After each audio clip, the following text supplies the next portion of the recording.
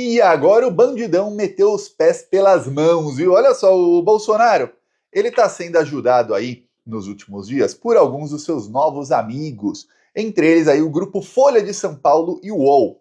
Lembremos aí que faz cerca de 2 semanas o Bolsonaro ele assinou um artigo que foi publicado na Folha em destaque, ficou na primeira página do site da Folha, na primeira página do site do UOL, o dia inteiro, que dizia como título, temos que aceitar a democracia. E aí, o Bolsonaro dava lições de democracia para a esquerda, nesse artigo aí. Eu tenho certeza que não foi ele que escreveu, porque ele não sabe escrever nem 2, 3 linhas, mas alguém deve ter lido para ele, que ele também não lê, né? E ele assinou ali.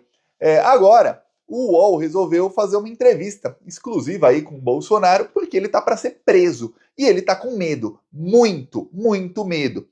Tanto medo tá o Bolsonaro que 2 dias atrás, quando ele chegou no aeroporto de Brasília, depois das suas férias em Maceió, rumo aí à sua mansão, para quem não sabe, o Bolsonaro está numa mansão nova em Brasília. Eu fico pasmo que a imprensa não mostra fotos da nova mansão do Bolsonaro.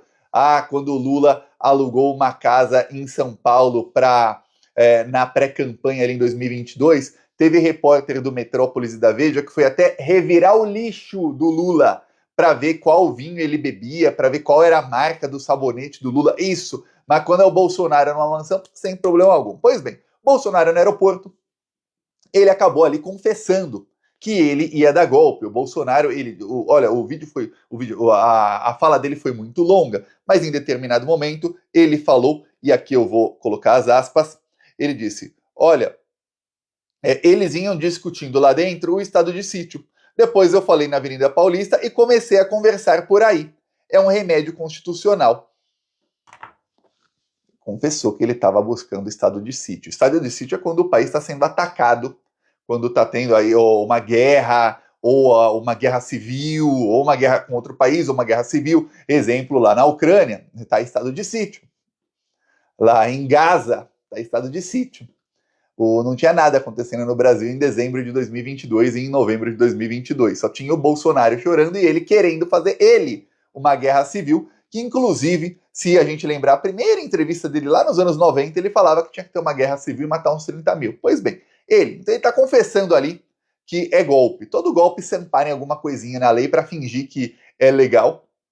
Não todo, né, mas boa parte deles. E todo golpe aí, quase todos, sempre tem ali a pessoa que dá o golpe dizendo, vou convocar novas eleições aí para ver se o povo quer me manter ou não. E aí nunca convoca, né?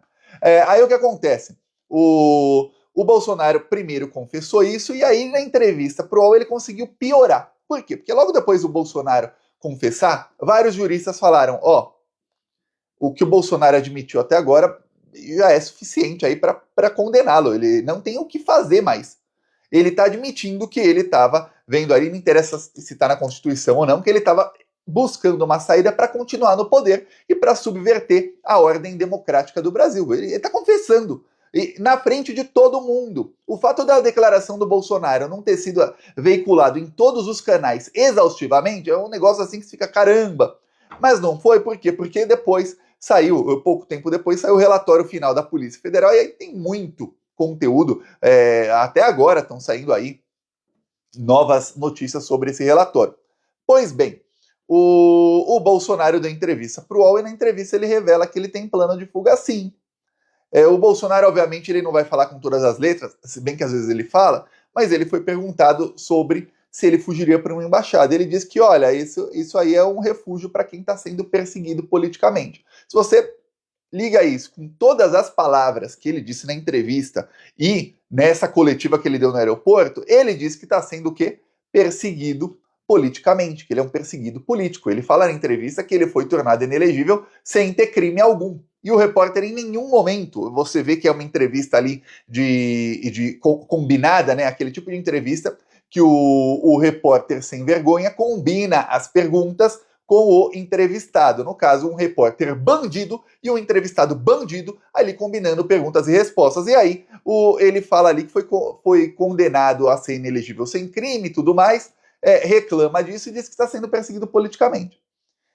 Isso ele fala na pergunta seguinte, da pergunta em que ele diz que se refugiar em embaixada é uma saída para quem está sendo perseguido politicamente. Quer dizer, o Bolsonaro admite aí para todo mundo que ele tem um plano de fuga. Não se sabe se é a embaixada da Hungria, se é a da Argentina, se é a dos Estados Unidos. Na Hungria, tudo indica lá o modelo de governo que criou o ditador lá da Hungria, que a Globo jamais vai chamar de ditador, mas está no poder há quase 15 anos, e ele criou uma corte acima do STF de lá. Ele fez o que o Bolsonaro gostaria de fazer no Brasil, mas nunca teve poder político. Ele acabou com toda a imprensa de oposição, prendeu muitos jornalistas, os que ele não prendeu, ele fechou os jornais, ou ele achou as pessoas mais ricas do país dele, da Hungria, conseguiu o apoio dessas pessoas para que eles comprassem os veículos de mídia. E aí, até os que eram oposição se tornaram ali a favor dele. E aí, ele criou uma corte acima da STF e ele se mantém no poder para sempre. Então, Bolsonaro, talvez, na cabecinha dele, pense, pô, é capaz que o Orbán fique mais uns 10, 15 anos, pelo menos, lá no poder na Hungria. Dá para se refugiar lá. O Milei, o Bolsonaro deve pensar, pô, será que o Milei vai ter força para dar golpe daqui 2 anos? Tá aí no segundo ano de governo, tá uma desgraça argentina, será que ele vai ter força para dar golpe? A gente sabe que ele vai tentar, né? Mas será que vai conseguir?